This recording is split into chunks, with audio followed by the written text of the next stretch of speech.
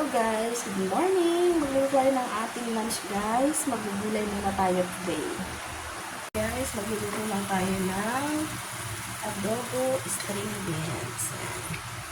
Gulay-gulay muna tayo today guys. Sarap naman ito. Save ko kasi ito guys.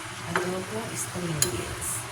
Ang gusto ko dito guys ay yung lusak na lusak siya. Kaya ilutuin natin itong mabuti. Ayan, takpan natin yan guys.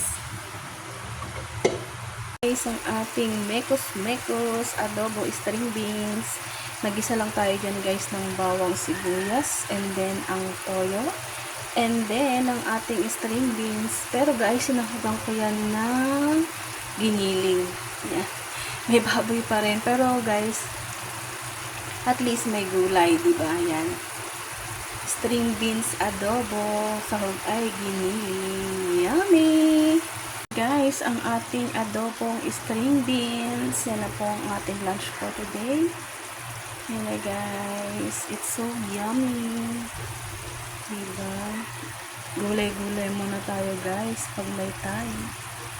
Ayan na po. Luto na ang ating adobong string beans. And guys, thank you for watching. Please follow, like, and share. Bye-bye!